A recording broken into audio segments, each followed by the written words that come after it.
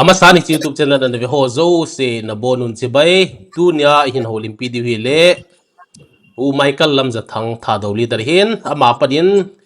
gam sunga thu so la so ho ipipi thil so umitam ipi hung thung thei di umam tu lai tai pidin mun ham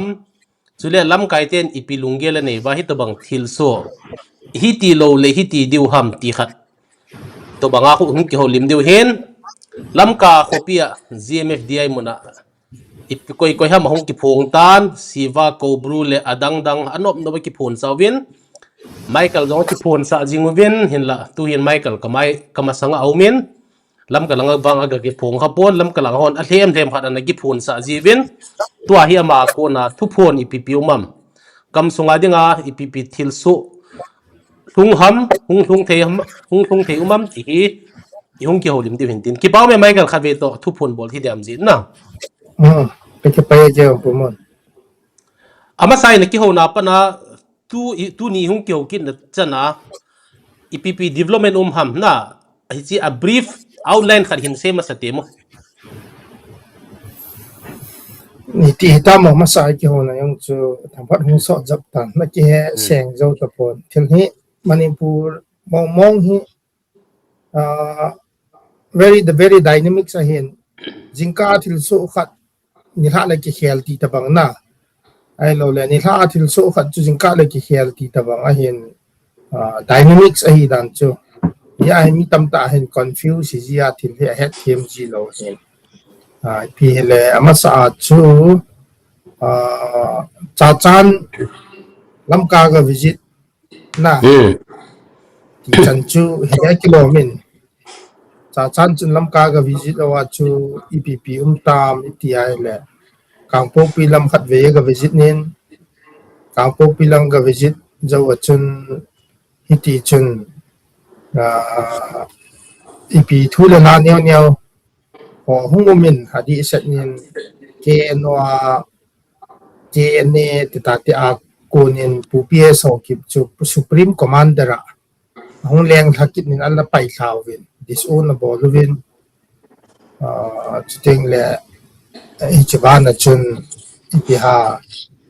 hang khan lian nin ZRO president thanglian pau ko ma thu phachoina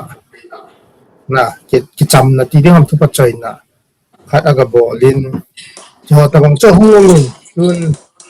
hiti chun kampo pilama cha chan ga visit jawa ko na impact neo naga le mai thei to ki boina neo ki ho hungumin hiti chun Manipur chun to so tamta political development neo ho jong ho om e jo chu ga het thei pen ka het na pumon je chun separate administration he surrender bol lo wang wa chun compromise ki bol ta bang hitan hi wang hin magic word ki tidana chu chimin na chun pi hung ki bol den lai dem ti pa hi thing noi ho ko na cha het the hi lai pon chi le o chen chu neo an pa chu last few weeks nga development neo hum chu cho chu jing lo ding hab nang ne no ma he yong la dang ka pol te ga het the to chu cho chu he cái dòng thu lệ la anh kia update zing a hin SA demand in kia patil win kinem na khat to na lam kalanga la hung ki thang khat kal khat swan le na kal khat ki swan be le zalian ding hita ti khat hela ana ki thangin na to pu mai ka lun chain e homeland diu kinemin kagal dot zing ve ati to nampin welcome to home tia alien ting thang ki choi na lo pi na ding e tia hi kinem na thon khat e hung ki pi ham ti khat ka gelin akipatila yemile ho zo sevin aizol kopia SA demand na bolwa separate administration demand na bolu chu to hi SA ta inal hang sab sabu chu SA sei them a hi mong tai ti khada hi ila diu ham na ti hi ke akona kalungel dan hin ai le hitin aban banin pantin lamka cha chanin hung visit nin ade in pu vung jingin valte lang ki sai hin na zomi lang site ti ta tin ale ti zo chun no ko ma jong hung chula no ho ko ma jong hung chula no no na ko chula ti khana hu blame game ki tho to bangin na a le thang gim ni te hin thang pho te na ko vi nei le ni da nga anaki mukhat lo a chen na thang a dal hai tam ki ti le cha cha na hong chun pi nem cha jong na pi nem cha jong ana umin pa cha kinem na pa cha chu ana petan na hita chu hong ki hong lim hong kila ba viral jong tam tau min ai mele pu khat pa jong ana umin hita hi separate administration hin pe di ham ai lo le blockade chu hin hong ding ham ipiam khara ki ti le dustbin lin ta khara gapi na dustbin bawahi separate dustbin imu tam ti ho na ama abal manin chal de Michael hangim ne langa dustbin ki pi to cha chan nom da ga cha cultural dance ti ding ham hi thot chan gya na welcome to hi hin se te mu hình cái cả chú thì cả hết team đình nhau phần hôm mình tin tụi mình Chief Minister Hiche Chan nên campo pi visitable ding chu WhatsApp circulation ho dung via chu event nai le adi yang chu ai campo pi a unified command SOO group le non SOO group ti ta te KNF KRA KRAU KRF KLA kitioto non SOO group KNFN ne lun kitioto kyo to wa civil societies organization ho choko wa Manipur Chief Minister Meitei community akona yung nam Hiche Chan chu kampo pia Chief Minister khat hinan invitation bolu itin ko itin di chen deputy chief minister nem cha ki gen ina vai dot na liem na bolu ite reception program bolu ite tia chu ana ki ho to wa ana ko wa hi icha bang bang chu Manipur chief minister pu yong chu ka kal so ma hi mo cha ka kal son a chu ma do chi chu pre plan hi dan chu hết số kêu hiện message hung viral họ cô na yung CSO ho no ako hi dan ki chi him sin ve sa chu campo pilanga civil societies organization ho hi thing noi ho ma sa chu compromise ai ta we ti chu hi justification cho pven pibola pu Hiche Chan ki ko ham atia hi le chun ama in so piu me le ho to convince about ding me le to ki cham ding aban tin na ga ho in hal ding na ga ho attack ball ding ti chu kampo pilanga ho anakine naw hin hiti bang chun na ga ho in sagi ta bang Halloween jani chun langka a na ga ho hu ayong attack ga ball win mini amo village guard ho mini ang that win hiti chun ga ball win hiti bang chun Chief Minister yum nam Hiche Chan in condemnation jong apipon hospital a visiting jong gopon athip san hiti chen ki ho to na khat wang cho nei na ki ho to dung ji wa chun Chief Minister pu ta chen kampo pilang unified command ho ki them na zal chun na ga khu khat na mi ni cho ga that na win in saki ta ba hal ti ong chu imu thei ven he hiti chu Chief Minister pu che dan in on the other hand naga mi gu that ho la a pang KNF lam kai ho chu te na KNF ho chunga chu action ala lo ne ding wa Chief Minister yum nam Hiche Chan chun controllable ding ti ai ho ding ji wa tu ye hin investigating agency ho akonin NIA akonin koi ma cha akiman nai po KNF lam kai hi lo chapang iti chen tu ye chen aki sizing to arrangement bol pau chu kilong to tai bol to ve ti pa chu mu the hin on the other hand chun pinem cha yong chu Imphal hung thei ni ding a chun Imphal cho hung lu thei ding na chun me le ho to ki cham nom ding na go ho chu push back a face zo diu na go ho chun to ki cham nom thei ding na go ho chu a ki mai to pi ngam diu ti ki na za la chun pi nem cha Imphal hung thei ni ding a chun hi ti chun kampo PMLA kampo pia ko na MLA ya pu ho ko le ka hin CSO ho kukin pi hin ko tu hin lam kai ho chu pu Hiche Chan ko ma Imphal a so luvin hiti chun pi kim ne win no ko tu lam kai ho chu Imphal pu kinin hiti bang chun cho champura ko na yung kukilang pom zep MLA pule jamang yung chu kem chan kom achi kinin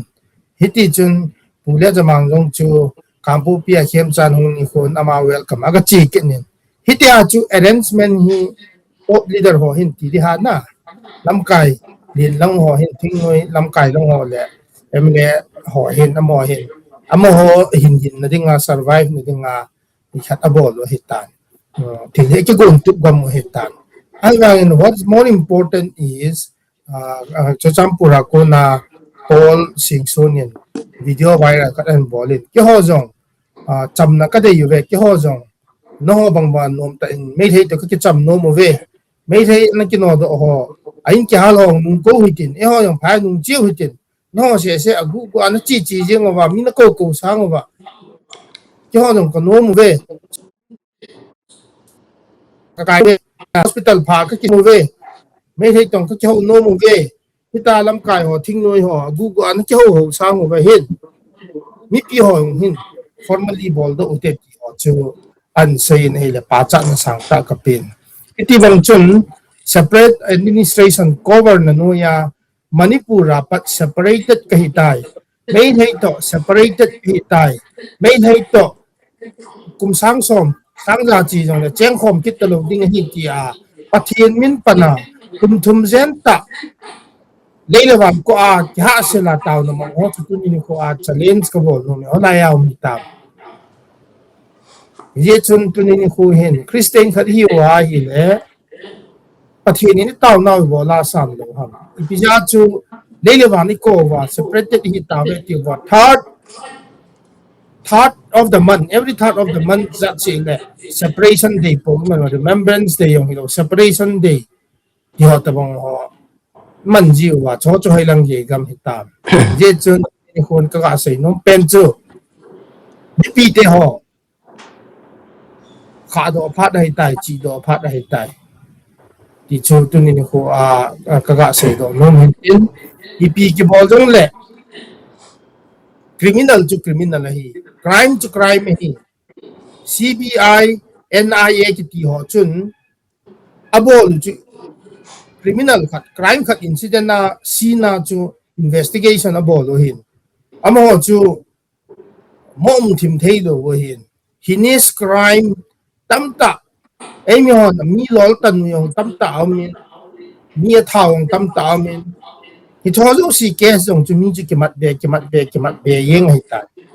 anh ấy mấy thấy là không cái mặt về yên hay tàn CBI này hết thì gì chun lo chula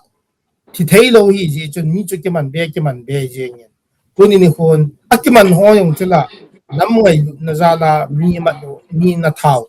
và nó là spread administration gal đó tụi mà anh ấy tụi nên hoa hay ama own family individual burden so đó ta chỉ gì chun time to wake up khá độ phát hay tai separate administration ya ki hep phát hay to point chu tu ni ko hen kan phong do no min hep mun Michael sinan si chu zani khat binila dunga langka liang mai te ki that chu emi te no ngo dan ham ken la news article ti ding ham whatsapp ahung ki circulate dung ju ya hi IMT le amaho ki kap to ti dan phone kan zain emi te hi dan ham anyway allegation na ball tu ham hey chu emi hon abol hi na chu ki chi hin ta chu mo internal faction aga ke kap to na ri om po ye ji so langka chu faction group ma cha om po ye yenge tameng long ham nung ba ham hoi lang ham ki le jen chui ho to I am ho faction chu om jing chu ta san te hin langka wang chu chi ta bang amo presence ima cha faction group ke kap to ding dan am thei pon na go hon KNFP to KLA ke kap to hi ti ta bang di bo hin na chu amun amol le agam amol hello ho dinga chu ta sanum ta hi le amun hechin ho ke ho ta bang ho dinga wang chu zo thu hi ta sanum thei poi chiang chu ka clarify no me Hilawin hitya emiten aga kawo hile retaliation chu immediate aum din ka tasanin na aje su munzo sia ma hon in bol ma sajiwin ai hitya ho ki hal abana mi ki that kit alim a bai zong ki na ya tu chanai ma cha retaliation lo hi le chun ichana di ding ham ton thu se hi kasai ma wang cho geography chu het lo ji owa chu se Lanka chu very very isolated hi tan na bai ro na thun pha lo ni ja chu a ha sat ja chu airlift abol wa thi ho injured ho chu min ta chu abol la hin ya chu chalai mun chu emi ho adinga chu obstacle lin ta khat la hin ya chu ambush agabol lo hin na azo lo ji owa chu hin push back wa emi lang ho chu bona chu agan no kit no hiti yung chu kaga say do no min tin factional chu koi lo koi faction group chu langa kuma kap tu ding am na go mo sung ti chi vet le am thei lo khat na pat thu khat ki sei bo gen ta khul ho bang chu eastern flank to I am kap tu he ti thei chu ai lo le ka ta lo nung ba bang chu jen chui to kam son hi or I am he ti thei chu chong chu lo hin lang ka lang ai ti ro la chu purely I am in dominate hin aga kina piding jum lo hin plus Lanka ko ma chu eni ko la sana chu KNFN ho to KNFP ho to umo hin na eni ho chu ni thum ma sanga ko na yo input ki musa ai tan intelligence input chu eng hon aga kap di ga wo di wo hi ti chu chief minister pu ko ma saw te pre planable so ke yo hin na chu hello ho chun hepon tin he ho ai ti do ni ke he ja chu se ngay pi chiong le hi chu ga sei do le ding yong ai di pon competent authority ta te agency hon ai do le ki sei pe nan tin na ai do lo le chun chu ti ta tin ai pi yong le ai mi ho bo le ki wang 100% he chin ja ka sei he ai le tu hin aban ban hung sa le na Michael hita GMFDI THUPHON hunguma leng pa hung ki tung do keno ex president pu PS hi iti dana ahina pana ki hai sa ham ip2 uma hidem aban ama replacement dinga itu bang tu go numa namuam THUPHON hin sei temo hi cái thing noi lang thu hoi ka het be se pon ai wangin thil khat ka do jing chu mi tam ta hi pu PS ho kit chunga hin alunga hangin a conduct hi a performance ti tan te a command dan hi adi po GMFDI bo achi tai command bo adi po ti tam ta hin seven na ku chung conflict sunga hin ale iti no command sa no mo ham ti chicken ka dong ji tu hin PS ho kit hi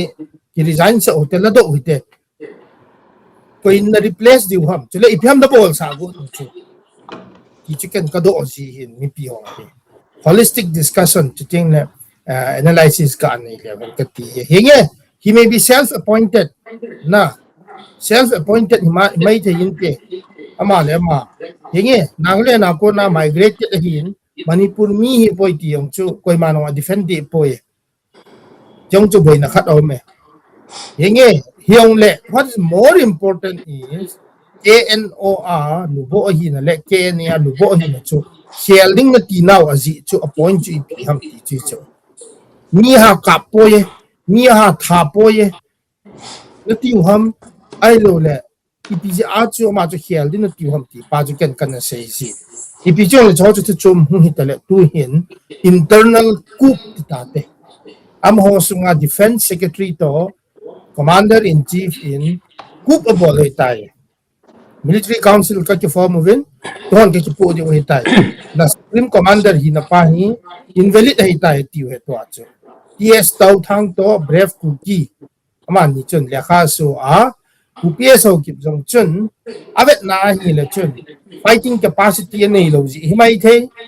ai lo ai hi le chun retaliate na ding capacity nei lo ji hi mai the ai lo le kina na sangin ati hi mai the ai le ki chung lap sangin ati hi mai the ama yong chun happily hinge KNA sunga wang chun thu nei ta pong ka te tin acceptance khat chu letter of acceptance khat chu PSO ki rang chun athot ken na thil kidang ta hin ale wanul kum pi chun ku kilam kai chu koi ham kia he chu PSO ki chu ale PSO ki chu ku kilam kai chu koi hita nagalam kai chu koi ham te mui wa chu na leader chu hierarchy command structure chu ma chu na ale to chu ku ki te chu koi hidiu ta ti chu big question khat hong ni kin ai pi chu la under process aki process to lai to hin tu ni ni khu cookie figure lin ta khat le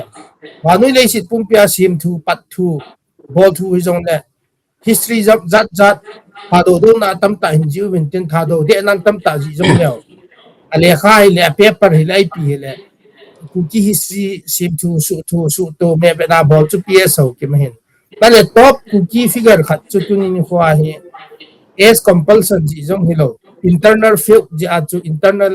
group ji a chu akila ha ta hi le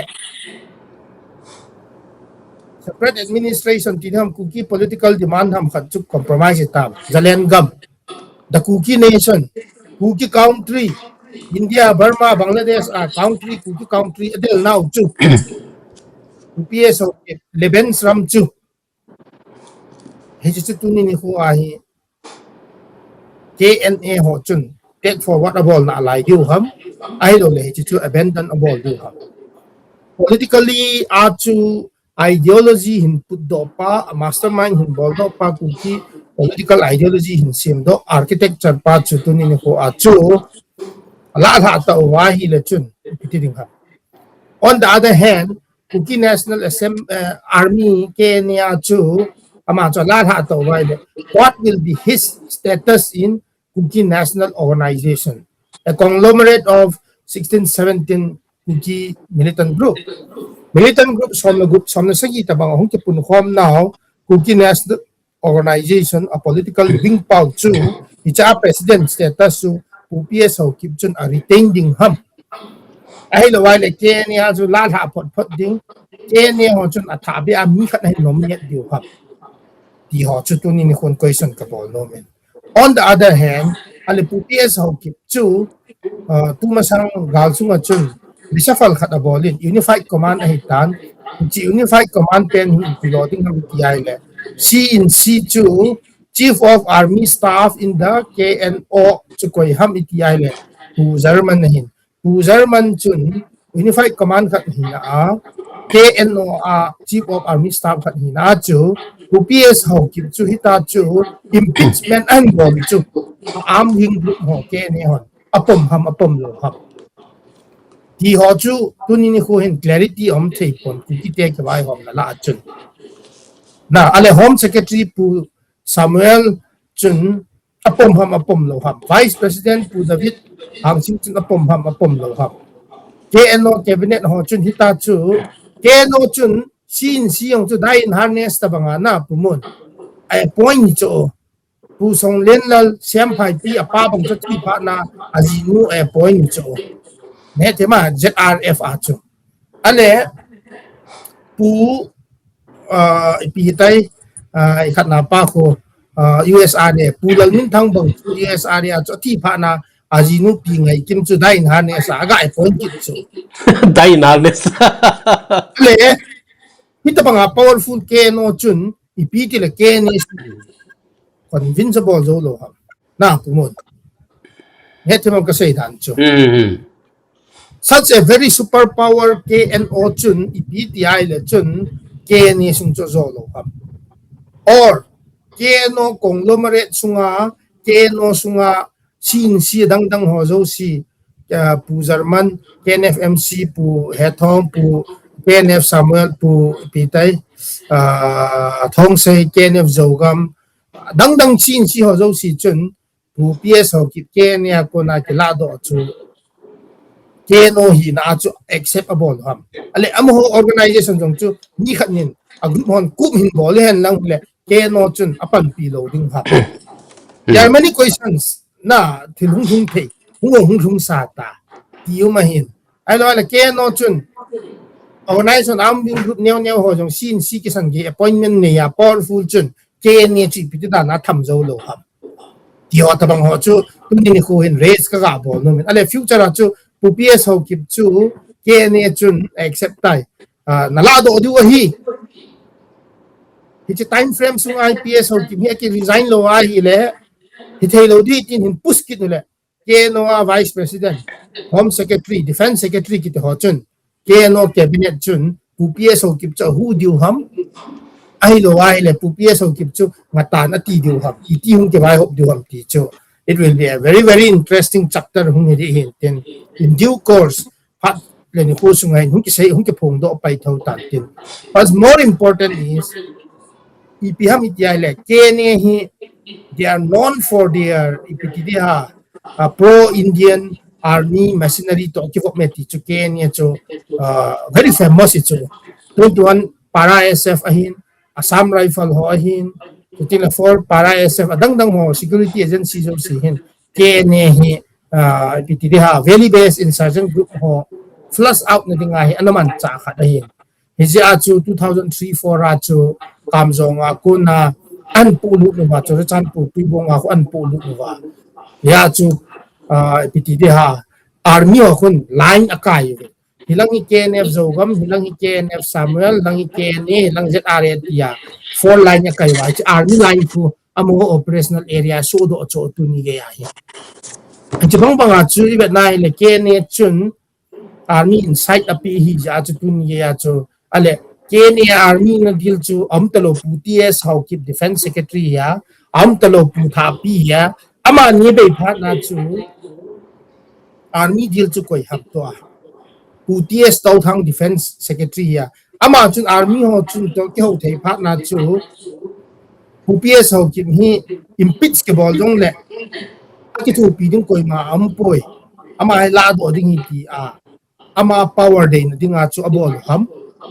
I know the agenda, larger agenda, political movement ahin. UPS o kimi stumbling block ay tayo sa Lengam, the Cookie Nation, Cookie Country movement ahin. PS how kimi manasi country din ahin. Tate stumbling block heti jo wa hielo ham. Ipiham ti objective wang cho ki hechin chet pon. But whatever, ibet na ile. Hichihin avet sa jo UPS how kimi security agencies ho to a relationship pa hi. Ama chu abol ta lo je achu angoi do ho chun ama hi impeach ke bol han lang jong le abol bo ding abol ko ding om ko ti ta bang khat ho ani je wa chu abol hi te ding he ti ke mu da ne tu ale tu hin ama PPS su aki hai sa tai da aki impeach tai nang ma terminology hele ama replacement dinga koi ginchat na sam koi hiding koya hin mo tun do divem Heji hi KNA sunga chu military council ke po tan chu C brave cookie chu na po ding ai tan na defense secretary TS to thang to amani chu military council in a cha po de tan amo ke vai pu na ding chu chu hi ti chu hum tan ten KNA hi pu PS ho ki min a retain na la hin tu ge ya statement ki mo chu heji ku brave cookie to TS to thang khun PS ho ki replacement ding khu deputation of Mian Mosol, the Moon Kenya Kona. In Monta Kadaina. I be Chile. I'm a replacement to Zalengam, the Cookie Nation, Cookie Country, Manmasi Country, idea Bulpu, second line of defense to Kohamiti Isle. Pu Salient Ho keep ahin. Salient Chun, or taking in Nesa of Indian Military Council Chun. Kenya President in Pilvintin, Kenya President at Salient so what taking net I padle, Keno Nagapo do he. Hinti sa may tayo most likely Salient tayo to Cookie movement ideology pusga ball tayo ampon na. Aga po Salient nung chivet kitle Indian Army, Indian Intelligence, Indian Government ho bansa tabang ahin interview na ball na ni het dehin. He even don't believe in the idea of separation. Na separation jong so ataasan lo maten jong. Ay wa nga chu PPS ho ki replacement ding an la lut got pau jong chun ichan ya a political movement chu IPTD ha a puspi na dem. Kuki country say ngam na dem. Kuki state say ngam na dem. Ay do kuki UT say ngam na dem. Manipur integrity ding a so ga kai tawa. Na ni vet sa chu 0 plus 0 equal to 0 bebe to may take a political movement among kewang katakon ko ayin subscriber hole ato son ho sympathizer ho chun ichan yata san duam ti chu I leave it to them na mo ko na kangame ai le Michael si cha chan in thang kim ne la ga visit chuna ipi hung ki ho lau hidam tu ni sana ken kanamu da na dustbin apet chu thu chom hi le highway ahon sa zo diu ham highway hon na dinga pan la diu ham katile tu ni sani ni macha update om poni si ipiti da ne hidam apum hon nom lo ham ko in highway hon ding nga ko hen ti ham ông đã cho lang im ne long ho ha sama ma ta bin na ai cho cha chan pan la na za la koi ho u keng lang ho hin thu zo ding ham ai lo le through military convoy a hu ne le cha hin pu lu sa thei lo ham ela cha chu tu ge hin military convoy a polu jing na boy am pon civil niaw hoding a chu imfala ko na nepali ham pangal ham ho pole le ko restriction am thu hi bal la trak nga pu pa ko hi le imfala ko na supply a hi ngoi bo na chu convoy bol jing na boy am pon ban chu nagon la do sa ding ti sei jong leo aban la do gu ji chu aku kilang ho ma ko mo le mo kon ban ki la do ji hi koi ma ni ma sei nai lo la mo kon ban hon do ji hi ji chun UNC in United Naga Council in ambush 13 May ambush wa po na chu blockade and bol hi June July August 3 months bet bo na lai chứ cú kia họ hiện là thổ lẫn hệ yên của mình Supreme Court cái sân ye cú kia organization women organization hòn petition là set moving highway cái block này tin là set moving Supreme Court na jine hòn pin tin là say mình Supreme Court chun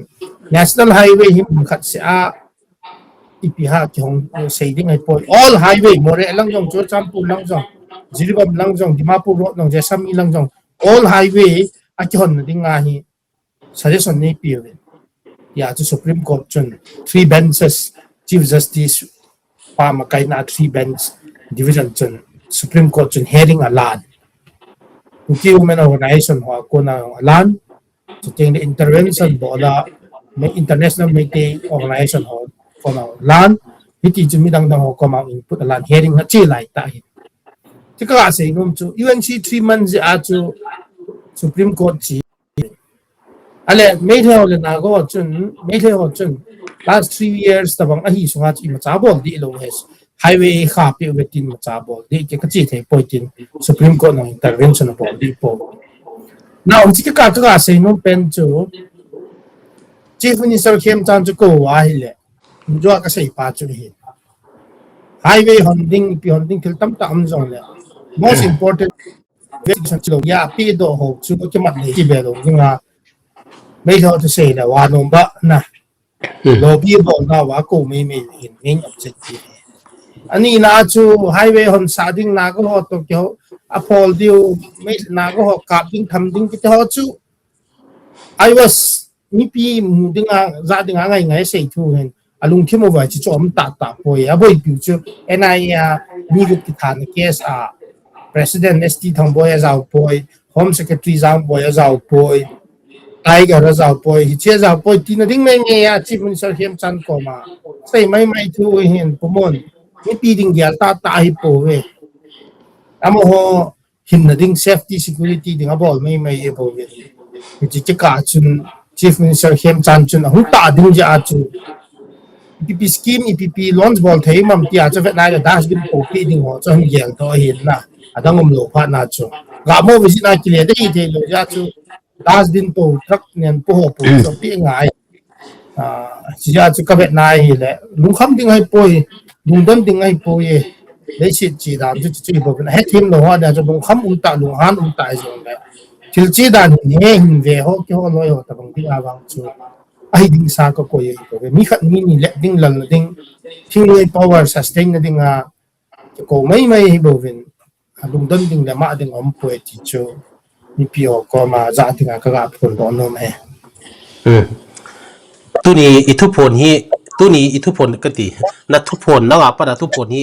mun tin gam tin tin hal le tin na in zuwa introduction la nen se je hang khan lian in zedaro la te ko ma ipia ngai dam thum ti ham ipiam han na se chu he chu in se chi ni lang na ale hi to banga hu ki het kem ta ba hi le puelam khawti adinga amaban hi bang bing pu hung bang thei bing ham ti hi pha na ngai dan na cho champur chu zomi nationalism zomi hoa dinga chu zomi comes first na zomi nationalist hoa dinga chu he can be Vaipe, he can be Paite, he can be of any tribes, but I'm holding up no pen to zomi nationalism to he. Ale kasi nom chu pupies hawkip pukilam kai so sampura bes ama kila alhato ang kanlian din ex-minister mahin Putanglim Pauzil Aro President Koma to Pachoy very significant in Manipur history. Manipur history I think very significant here. Adi chukan amani attribute kabol no me Manipur conflict hiyan lang anything 3 billion lang tujung thap me incident thap me masanga to champura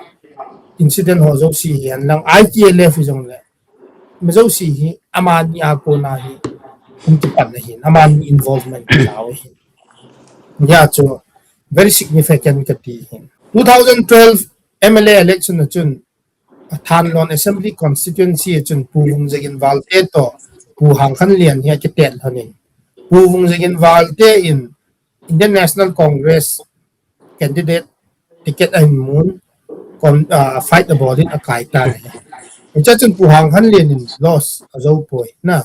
Icha chun miao sin hian chu pung jagin chu ZRO President Pu Thanglen Pawin atosot hi ti chu he. Icha chun pu hang khan len chu avovin sumjong aliu so ZRO hon ti ho chu na kizan na ki hen na. Now 2015 na chun ivet kit na hi le District Council ADC election for the second term after 2010 ang district council chun ivet na hile Congress jong hilo BJP jong hilo independent na last minute na ZRO amo influence area chun niyan ket sa with 18 independent candidate ni 24 la kaya he kuki area la chun kuki ho chu mi gup chu Indian National Congress akai vine Ale hichi 18 Hills People Alliance team government of form win 18 MDC chun government of form win hichi a form now chun ivet na ile seat 9 assembly constituency district council constituency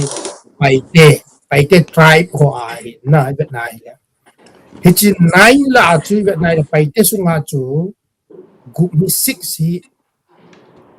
6 district council constituency guite ho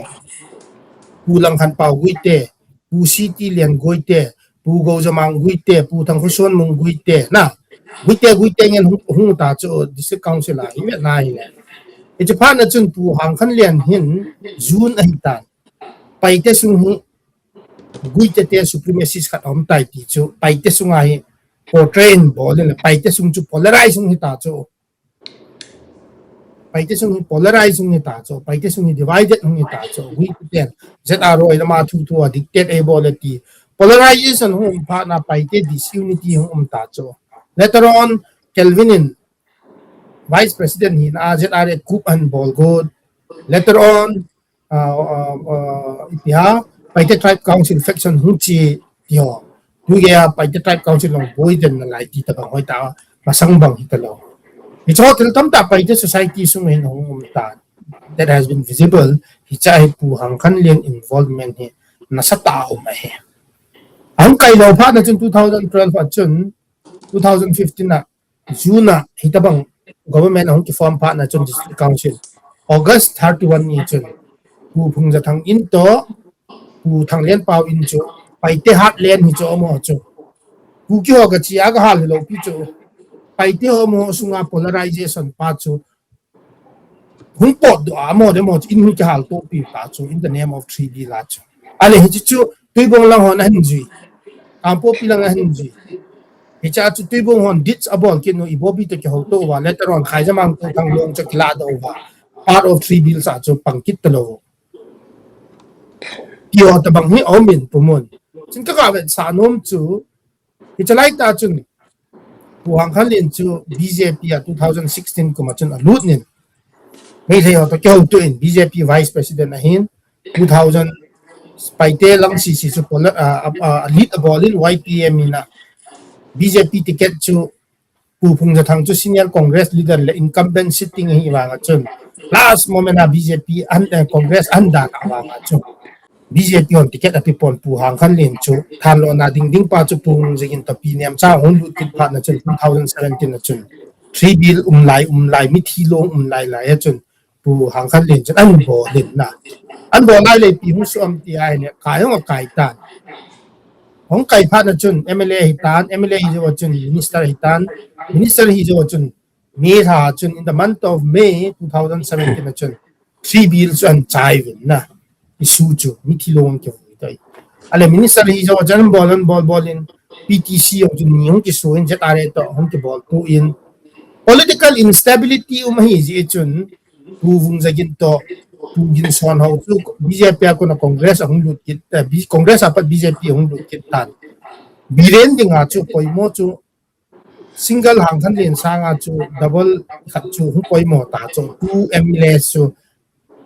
GS how pu to valte chung poi mo vung jigin valte chung poi mo ai tan ama cho side line an favor team kin ale puang khalin nong chu bilen to kyo thei hin ki vu na chandra ki pa ki to bang chu puang khalin phat la ya chu support abo lugin son ho chu pura step go ni chu phat la chu chin thang chu hero of the zo community na also ko ja chu use it president na hi ja chu Hiche tabang lai chu hung omin tunin ni kun ka sei nom chu ka reflect nom chu pumon sau jong le ka sei nom chu mi pin context het lo ai le chun iboi ti hi na hiche lai ta chu ni pi hung tiam ti ai le ZRO 2018 19 vela ko na chu Kelvin infection and bolin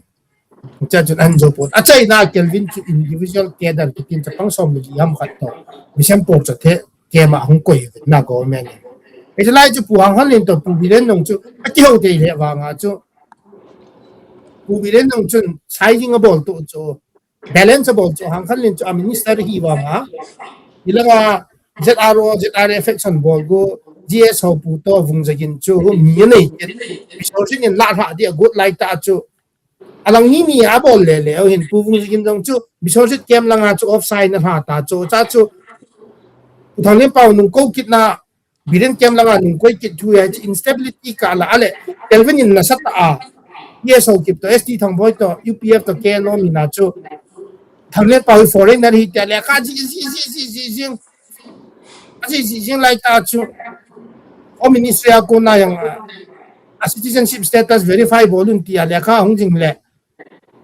pu thang le pau to je are ho ding na chu defend lo te lo cha chu pu jing na pu ho chen aka defend ke jila he chi ka chu balance chi mai na ale lang khana welam khau ke chu DG ke le MLA lung ru ja chu oi jo ki support la phadim ki in the interest of high pay ki lo ja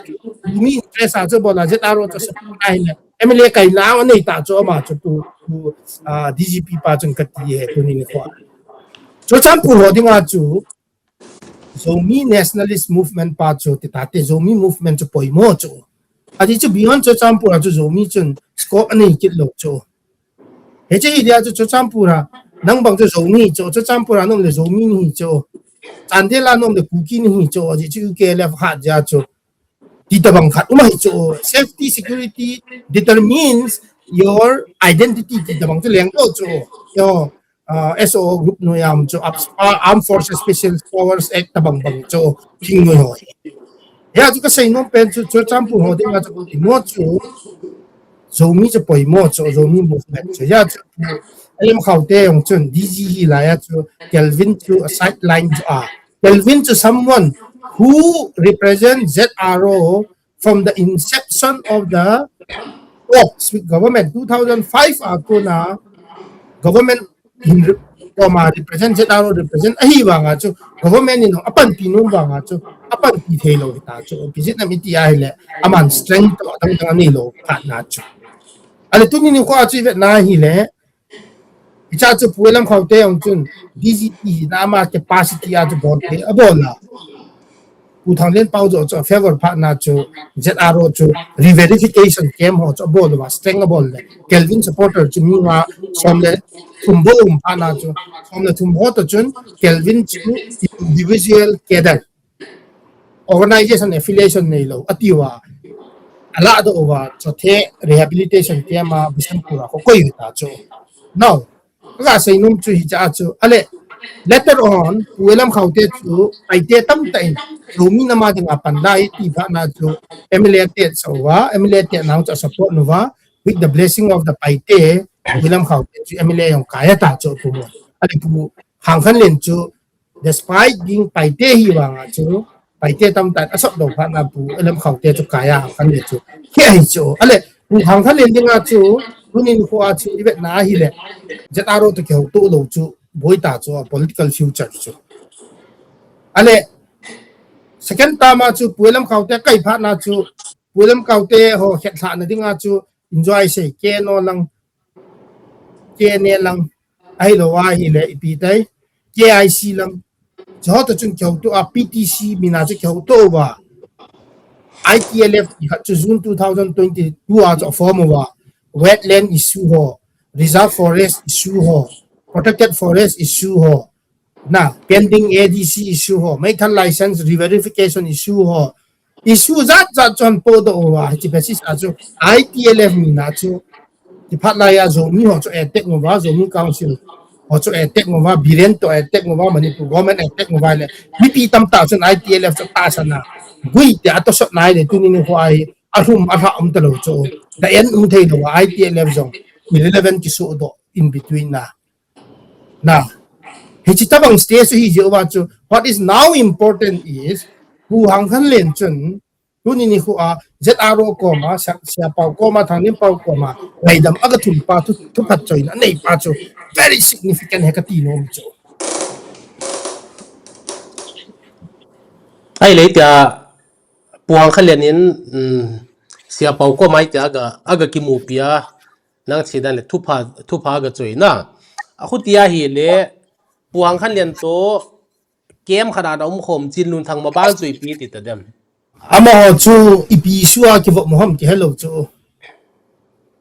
pu chin nin thang to pu hang khan len chu ipi suwa ki vo khom ham ki hello chu pu mon three bills la ya wang chu three bills oppose apang khom hon chu ai wa nga chu chanda kirti pa nga chu ki to hon talo chu pu hang khan len in a favor pu chin lun thangin oppose ai wa pu chin lun thang chu MLA hi kit pha na chu a favor kit na what other crore izat ham khat to a le kit ta chu few crore ham khat to ale chi chun na vet sa chu pi ham ti kit na hi le chun to a chu ham ti a pu chin lun thang chu ku ki loyalist lang ke pi a te na ku ki supporter a chi kit na hi le chun zomi kai kit ta ye ke zomi ke tin ama yong chun pu thang lem pau ko thu pa ka choi kit ngai the chu chances is there kai ni dinga chu ki zo yong ho sa lo chu am ho chun ya chu pu chin lun thang yong chun sei thiam don bu thiam khat nya ma yong chu survive na dinga chu zo te chu zomi a dinga pillar ke ve ka tin ba bo kit han lang hi le who knows chances is very high ai le tu hin adang la khan hin na lang gim ne le lam kai tin mat be me bat le tin chi u kieng te mi gup akithat ho ho he chwa panin diman hong sang chen gam tin le ding china hin tong khatan na zani khabin la dunga news report ki mudung zuin ta chanin jong mun tin gam dina emite thangim nei te dustbin api wanga u kieng lang ho mai pha ga vet jeb ham medical college khat hungum ding hi ti khat news ang kita doina ichi ata ham ai lo le itobang medical college ding ham speculation wild speculation khana hin lam ka pa su kimo la do khulanga ki transfer thei ding ham ti hi ti pha na mudan na chita bang che lo pi chu for example medical college su om sai tan ki establish sai tan law and order situation ki tu lo ja chu ti dia kiam ge ya khun nei pi ti dia ha campus ka tong min for example medical college khat na ki chu au min chawang chu tong kha thei tai win tin Senapati a chu medical college khat chu established boarding ti chu in principle I approve of bolo hin na chu medical college chu union government in chu le MCI da procedure tam tam in chu amo chun parameters ho in ve win and vet dung ji wa chu an bol tu hin so champu medical college to Senapati a koi go pau ko chu mai Senapati mi pi ho please na dinga chu deputy CM di coin Senapati lang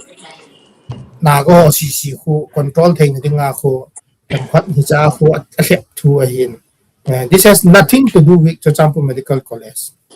Aum di tilang ide lo na just in principle approval. Na.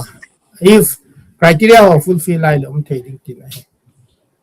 Ai le Michael tua hichi thu hin se to kilo in na. Phat ti nai ta hichi UNC lang hot a hin min pha jingu. District akisiam thao roll back ding ti hina aum jing ke in nang mudani ipam khanin itin hung ki hele le lang hile roll back din mun ahum theidem. district hi iti ki create ham iti subdivision ho iti ki create ham ti state cabinet decision na ki create hin na state cabinet decision chu IPT de ha leader in a po hin na very simple in state dang ho India state dang ho ku district aki create ding ha hi le amo ku ek min ek no ya ku bila assembly ya pass ding ki ku loy min state cabinet ke ti chu very simple hin na ha lo hin chief minister discretion thu hin tu bang hin biren bang chief minister hu ki nan lang hi le district reorganize mo bol mai thi chu mi gum hin tin ma na aji chu cabinet thu hi ja chu bill pass ding assembly ek nga sim ding ti lo ja chu manipura chu allocation of business dung ji ya chu land resources revenue department and cabinet na po do ai level pe ding ti hi ja chu very simple hi ja chu roll back chung changa chu be na hi le district creation chu naga ho political movement demand pa chu ha be se ja chu vo ke na ding chu a circumstances sun hichi district creation cho bol sa thu hi tong chu circumstances akitu a hi le kuki ipi dai kuki nationalist kuki supremacist of ke na dinga chu pumon to champu bang chu ke ni su le zo mi area tum de ai pia hi le a circumstances na create na hi le kuki chu isolate na dinga cho bol mo lu pia me the ho chu a pi chu me the ho ma ya 7 district creation chu so another creation chu or another cancellation rollback chu me the ho ma bol ki no wa hi le kuki to naga ki na sa de pi wa jong le strong leadership ka chong o mai le kampu pi chu ki rollback tai pi wa jong le ko ha pi sei the kinadi ing chu kuki naga chu kinadi ing ta chu la chu hi a hi le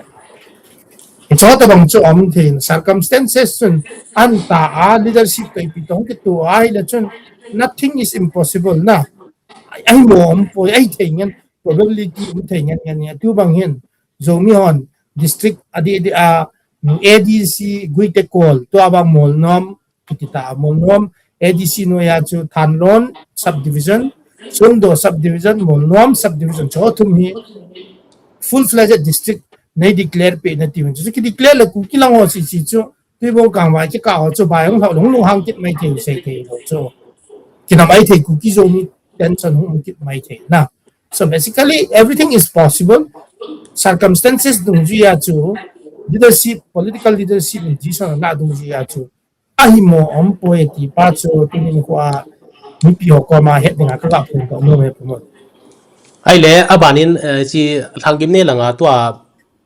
u keng te mi group athina to ki hlona thil tam ta hin demand la wa a hin sak jinguna thang phung ta ita a LP jing khat pinem cha chu a hin apanin la doin ti hu ipitup le doin ne hi dibem aban le la do dinga possibility thawam possibility chu la do ding ki ti chu anytime ma jing ai koi hap ni jong le permanent hi lo he na chi ta bang post ko ja chu KNFP chu terrorist group ma declare bolding la anop lo ai le SO abrogation ding chula nop kit lo ai le KNF chapang mi that hong mat ding anop lo ai le piniam cha la ha chu abai pen hi ta cho ji chu naga le mai le na tu chu chu chu pizin mi ti le adang thum chu non negotiable hi ta ai le la ha mi khat deputy CM cabinet na kon la ha chu very simple lo chu ki resign tan tiu chu corporate janata party han boina na sa ta sim wai le damendra pradhan chu ama chu exam conduct a pang jong hilo education ministry na conduct jong hilo pa bo na ki resign sa ula ka ti he boy boy sangin ji su thi manga ya ti wa hi le piniam cha ki resign sa ding chu central government ding a chu ki resign tan ti a just one phone call bo chu ya chu ka vet dana chu resignation chu very much possible highly chances o me ti chu te ma mu da ne pu mo ai le tua Thadou Baptist Association Pastor kithat ho khula NIA case na NIA investigation ichan lhung tam TBA lam kai ho chu kyo Thadou is not cookie ti ho supporter ngen a hin unfortunately FIR chun cookie individual tin na ji khaw in jong chong chu NIA ho ko ma lekha home ministry counter terrorism and counter radicalization division ho chun NIA ho ko ma su di ku hin tin lekha chu ji taw ichemo case hi tu le tu hin progress jing tho in na athat aman ho yang chu follow up ka bol dong ji chun mi chu tham khat chu dikau abol tawin ai wangin koi chu support logistic support koi na pi a koi ki thu hom ti pa chu possible angle jo si achi lai ta in very advanced stage in tan ke het chanin ji chun chi hi chi case jong na sa tan parsu ati bol jingin justice amu du pa ju ki dei ma jing a hin ji chun Thadou pastor ho ki attack pa hi case ye amachal jinge ti pa chu ki ho ko ma ka ga report no me tuan sei chu hal khat na hin tas khazet min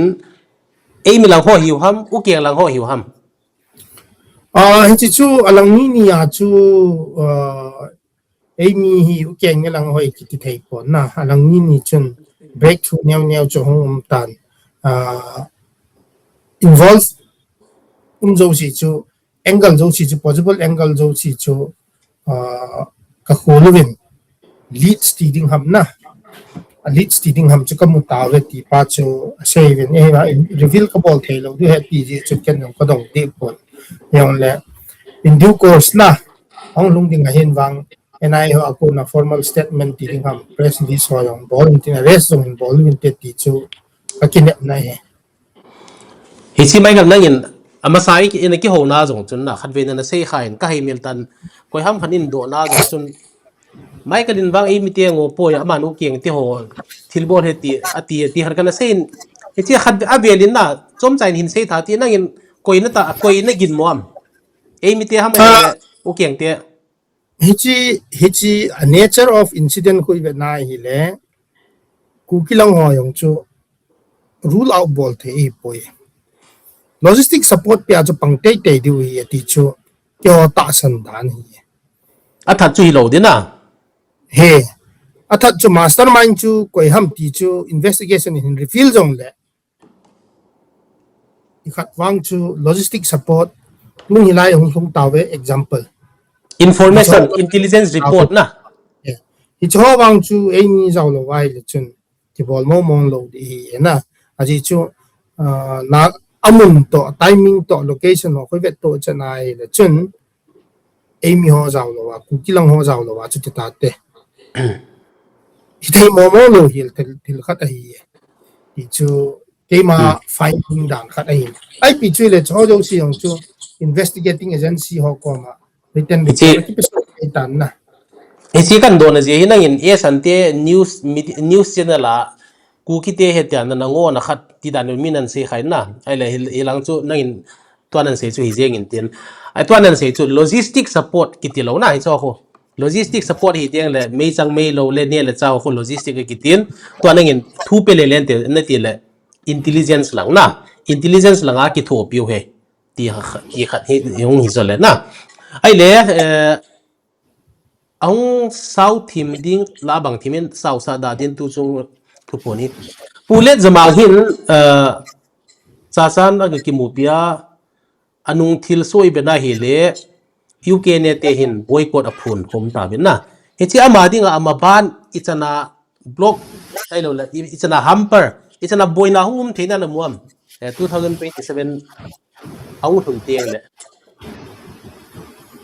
chi UK ne in pule jamang boycott ban aga bol chu amo personal ki bol tu thu bo hi na UK ne in changia by force mi bola mi vote agu di ham capture pi ding ham ti chu ka het ken nong change strong hi du ham ti chu ka het thei pon he chi ta banga ki boycott he chi ta banga ki la do ki ti ho chu ku ki ho su nga chu ngai nai bo win na pi nem cha bang deputy CM la wa chu KZC hon boycott abo lu win ITI pi basis a chu ngai da ma thu ma ye team na ni wa hon do ham ka he po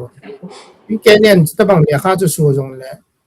pi ground wa impact something ha understanding ani wa abo li lo ding ham ka ti mai understanding nei lo chun ta bang chu bol pon tin jing le sa that nin a ki ko a ki ngai dam tai ti le chai ki jing ti le pi cho chu thu pin nong ka yal be se he pu ai le tu hin na isu group te hi ama ban ipi a hidem koi ha ita esan te to kinana lom ta lo ko keng te to la retaliation na kile thu nei ma chaum lo asia movement wala nungbek policy ki thota ane ita ithal choi ho hi ama ban ipi hidem na ina se le ipi pyam khat thil khan na sei ji na he cho ko ipi abana ipi a hin bol di wana muam bol bedding ka hepon Manipur government to India government to di dingun to win election na night time vote na pid we nam phua BJP kai sa win ai lo le ile chai jing hin na ken thu pi nong ka gel be se pon central government ding ha yong su group ho hi thu pi lo chu MLA zat ni jong le ka thu ding Central BJP na form BJP to within Congress and form Congress to within KPA bon wa kayu yong le BJP Central hi ja chu BJP sot tho do boy poi ti a ni likely la hi na su bu ho he ya chu Manipur integrity ke lo wa solution muding ke ti chu lai thei pon ipiti ya keng mudana chu government in mercenary a man dio na go kap ding me lo kap ding ibu wa man ni na so lo ta chu India government in man chau zero hi dan chu het ngai chu pu mo tamu bang ji bo la kap sa lo ngong sam rai fa lo tamu bang chu kap chai sa diu chu la kap tel de diu chu la PDF ho ke ni bi ho chen aza za ne bo la kap sa lo ngong tu a jun ta ho hat pa na India president pa Modi na ko wa ki mu pia tamu a me the ngen ngam ta tu a kham pat chan khu a thung ke ya jun ta in le do kit ta lu kit pa na chu tu a chu boy wa hil HTC ti ho to hun khat ho khu hung ki me thei MCM ti ho re ho khu agreement sign an kai du bo wa ta chu atien ni la Indian army thu ki India ki chep na chu zero hai chu it hai ponte ti win tin ten ne ho chu influence volume tin UKLF ho VVZ ho khu kap sa ki win tin tu a bo de di lo chu mo re a sei le han ke lung gel da na wang KNA PS ho ki la la yong ni VVZ ho kap ding KNA to Indian army ki thola kap chai ding ti na ta banga pati le mo re a me he ho nu koi kit na ding ti policy a gu ne ti bo ka mu da ne ke wang chu pu mo ji chun SO group ho he bol ve diu ka mu ta pon na ai ta kun ka mu lo pe sa na ji chu ilanga me he UNLF pambe to kyo ilanga naga ne sen ai to kyo same platform hi chu ami yong ke bang cho kyo pi pao lo su group hon kyo pi pao ke bang ZUF Gen 3 ni kyo pi pao ke bang na I am hon kyo pi pao ke bang MHM ma hi ajit lal ma so ke cho bon wa kyo pi ale he cha chu solution khat frame ti chu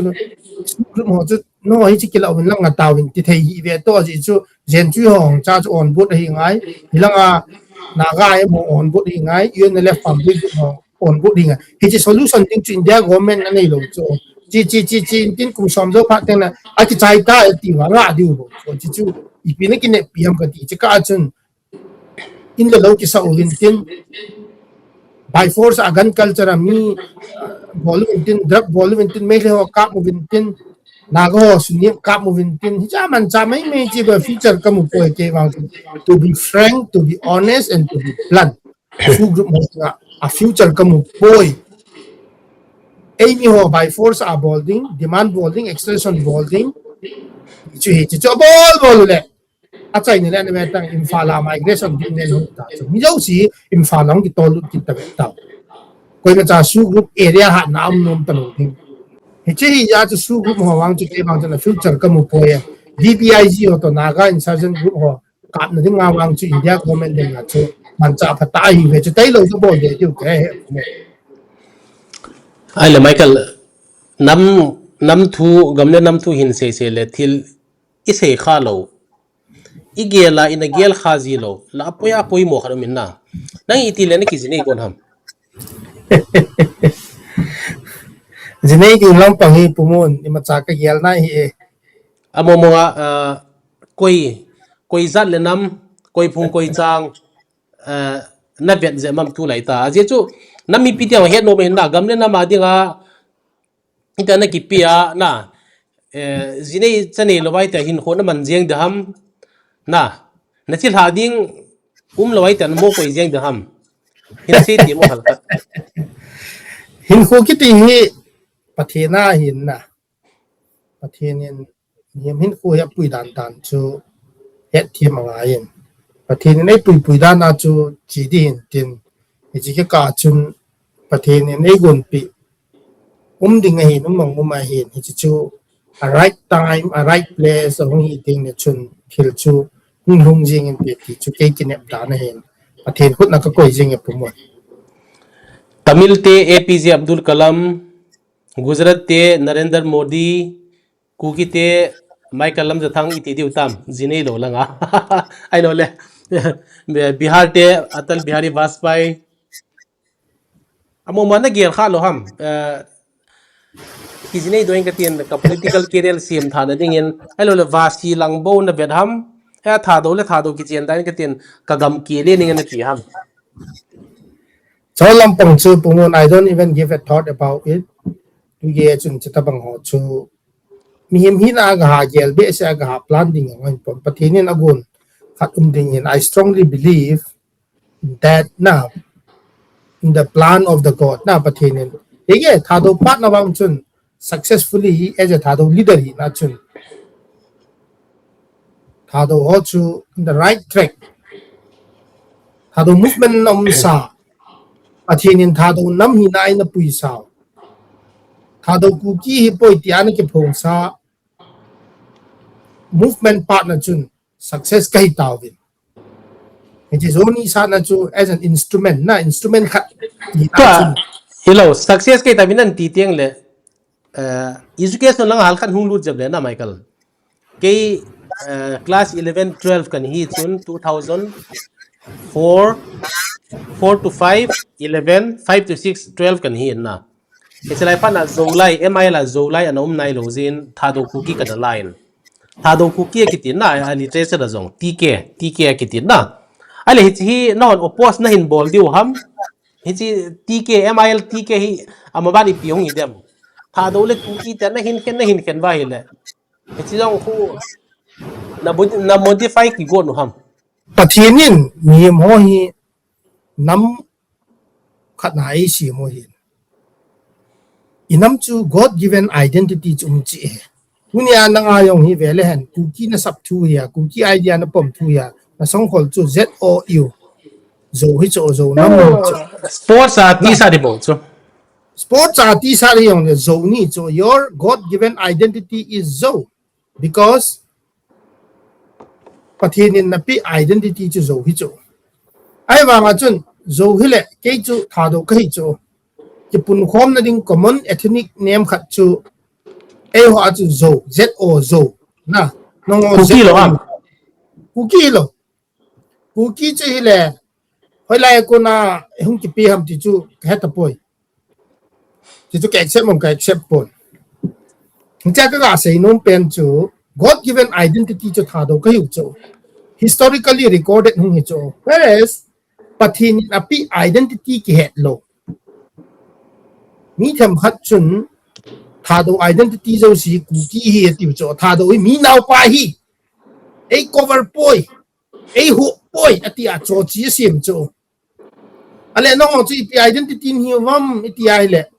asai thelo pha no any ku ki tribes ki ti kha chu political power UG power an ki bol do taw cho pumon cho chu tha do pom nom lo ei hu poi mi naw pa hi this and that say ho chu God given identity nei lo ho chu suppose thung dim ki te ho bang chu zo he ti chu zo le zo om le chu la bai ti ho bang chu example vai phe ti zo vai phe om le chu la ku ki la nga hu in ki ti te bang vai phe chu zo mi om le chu la now ka say no context pa chu God given identity hello ki het lo pom nom lo tam ta om cho chu hi chi ho chun cookie any cookie tribes of all cho 30 clans kai ti wa tha do kai poi ti abo do wa bible jong chu tha do bible chu cookie bible he ti wa mil long tha do mil chu cookie mil he ti wa radio wang hel zo lo pi chu radio wang chu hil pu ya tha do wa ma hi chi tha do le cookie ki ka chu historical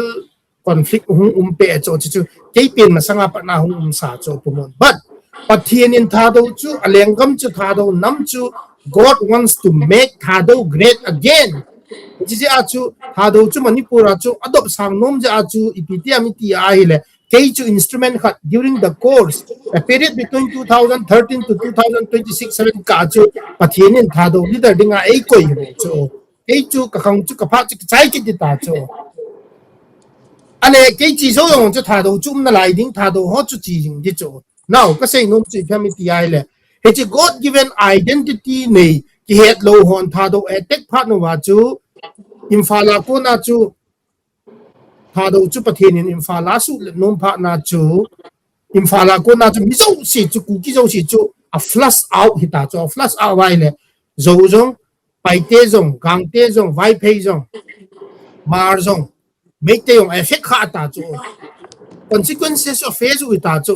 mi zo sin ale hi chu kon het thim the na pathin nei pi wa ei ho ding a thil pha hi ti chu ka het chin wa ha ding ma ding nei go yong leo chun yo chun God given identity chu ka pom cha he wa common ethnic name ding a zo hi le vai phe le gang te le ibon wa chu zo ethnic tribe hi te ka tiu cho ke hon we don't deny that we are one blood san khat hi ve family khat hi ve ka deny lo cho tu ni ge ya ken ale mizo hiute mizo ka hi ti chu ka deny lo cho ai ma ku ki wang ka hi poi ka ti thu ya ti san khat hi na pau chu ka deny lo cho ja en tha do distinct ka hi na pau chu ka sak thong thu bo ya we are not opposed to any community ya focus on that literature mil hija chu ho chu kan bol wa tha do distinct identity chu kan chi pi wa ile chun in between na chu historical mistake tam ta hung ma ta cho cha chu cookie bible ki ta correction bol ngai na thado cookie literature ki ta thado hitting chu thado cookie aje chu mon mla hon nei chu tu ya thado kai cookie kai po ti mla ko imam ka ti pumon did we ever have a single mla Michael adang chu tua nan si hi chi nomenclature lang chu ni dang teng le a sau ten sei ti tua hi ale nang ma gel dan ese thado leader na nang ma gel dan in MIL Major Indian Language subject a TK thado cookie healthy la chuni pini sa dem si chu om sa thado hi chu thado te ba literature kilongin he nge te ba kilo Manipur State Constitution a MLA pa chun member pa chun te ba kilong chun pi ya chu thado ani su ba thado ama su ba anaji hi ang thado literature ji chula literature chu ta chu phungla changa clan basis a chi lo pi cho pumon pu philip thanglen mangin zo pa ni pi ya chu thado literature sei ong bi ya thado language ati ong sa nom je achmin adi cho sei thu bo ya favoritism lo pi cho mo a ku ki lang ho chun tha do hi lo ku ki ho chun na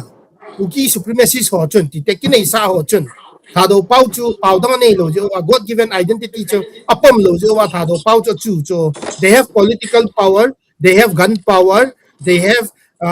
every power na CSO power, they have every power ja chu azo thu cho ai wa nga chu pathian nom nai sai lo cho ya chu kyo ta bang ho chu pathian he chi tha do distinct identity movement a chu en pan sa u chu for a brief period leadership role kala obo chu he chi ki chai ki cho this will end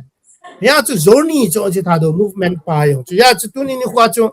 abo nom nom bo lo hen ku ki lam ho yo tha do literature pa chu tha do dash ku ki ya ki la do pa chu ku ki khu la do ding chu he chu tha do distinct identity chi pi ke ho adinga chu ka biggest challenge the biggest motive e ti chu ka pon do no me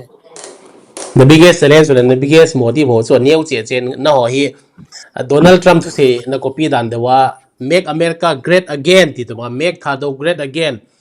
Thado chu ito mga iti dan hung great diham gamle gola demand bol po win na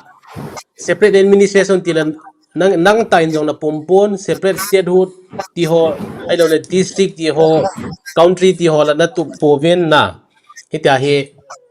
san tia to chen koma na ga tia to chen koma make Thado great again ti chu ke man ka pom be pon IPP jong le chilang hi hung sau wa ling ta na tu ni iki holim na topic chum chomin cover in ai le lam kalang cha chan visit hangine lang cha chan visit dustbin tipi ti hole MLA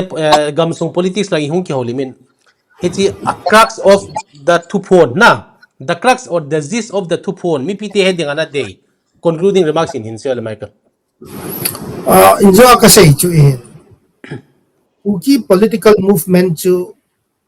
2003 ya any kuki tribe amu to 2005 ya SO amu chu ki chai tai mu be di to lo e kuki political demand ai gamle go chu tha do hon ka dal po ve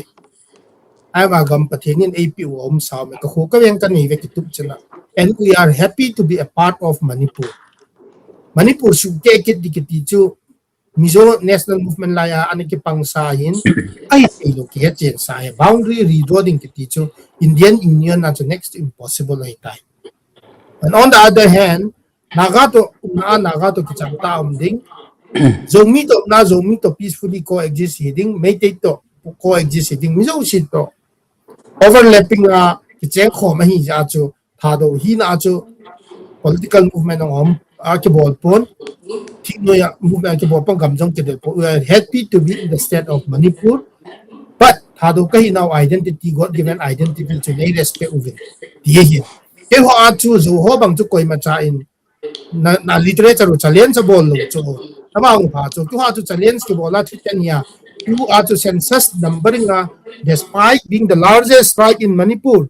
2.16 lakhs Thado ho to Holai chiu ta tu ni aki mutalo pi cho ku ki supremacist in aval hum ta cho thingoi power in aval hum ta cho ale ki ho ding chu hiji we need to rise above and assert our God given identity chu ka bol gu nei bo win chu assert your supremacist hilovin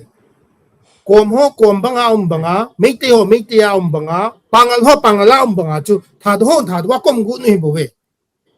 hinja chu pinati kom ku wa bang na tim kom chu kom ka hi ti wa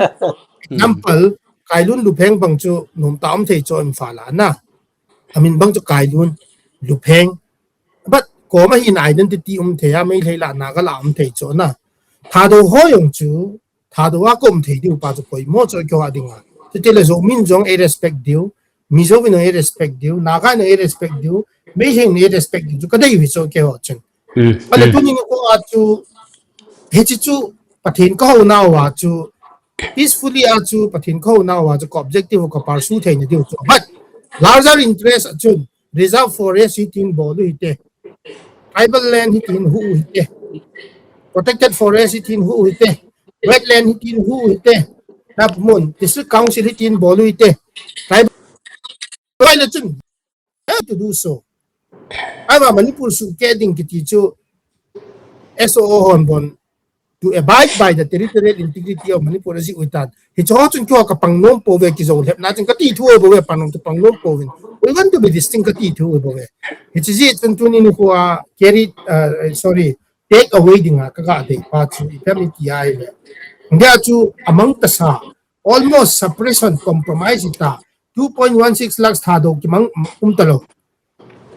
mangta tha do chu hi ai ma ku ki na bo tong tong sing tha do hi na chu mi to ki na lo wa distinct ta ding pa chu Pathenian APO kyo ha dinga God given identity chu we want to make it great again ka ti thu hi bo ve na ka le sa ki num ka tu man chu zo ho suppress na ding hi lo supremacist na di ai ko ye ai lo wa le zo mi ho control na di hi lo ai lo le tribe mi ne ho control na di na ka bol du ni ko ye na ji chu ki hon we have already faced na we are almost extinct athita bang ka hiu ta cho tha do chu hicha ko na kahung rise kit yu pa chu pathin lo pin dinga ka bol du ei bo chi ka chi tham chakhat misconception of khai le ne ga het thim ding ti pa chu tu ni ko bp het dinga ka ga phon do kit no men ten ka ki pa en tu ni ko hen adi ki ti hi the foundation ki ti hi thu di a ke bo lai le chun thil hoy hin hu ki ho foundation hi hu ki ideology foundation hi nel ki lang ai ta se chi ya chu tu ni ko ai lampi hoi langa chiu hom direction anei ta lo we tu ni ko ai wang ki ho wang chu tha do ho chu we may be few in number but we are not confused kai po because we are based on truth is our foundation na truth di a chu ka pan na wa chu ki ho confused kai po ti pa chu tu ni ko tu phon a chai ni nga ka ga sai do no te ka pa ti mo ki pau mele tu ni ki holim na zo se akrak so boin na hin me matan abanin ku ki lang tu na ha hin na ha sei zak zin hi chlang hi ha tas nai da te ka tin na lam kala zong na min bang sa in ko gru pa ga ki phung zin cho zong chu thu them ma hi ke ti hit ke zong na sa ten ka hin se phongin adang chu nang to hi chlang pang hit tat da hi tin na IPP le Michael ki pau min tu ni nammi pite ko ma head lo poi mo nang ma head dan nang ma perspective le thil na mu dan atia inam sunguwa namu dan ne thil mu dan ne in sia chu ki pau ma main nanga pa na mi pite ni pyam khat an head be diu aban lam kai ten zo itiam khana ma le mo alung gen hin hielo ham i pyam khat a hin bol thawa ahung ki ngai to tha ju ti hi dele tu na hen koi mangai ma ding ki sei lo koi ma se se na le koi ma dem na ki sei lo thilum dan ho da thu phon to ma hu kyo lim hen ki pau min tu ni so bi pa Michael lam ja thang tha do lam kai to khong kyo lim nau an ngai tho zo se na bo nun ki bai le bang pha ki pau me Michael ta ki pa ti mo kyo dam se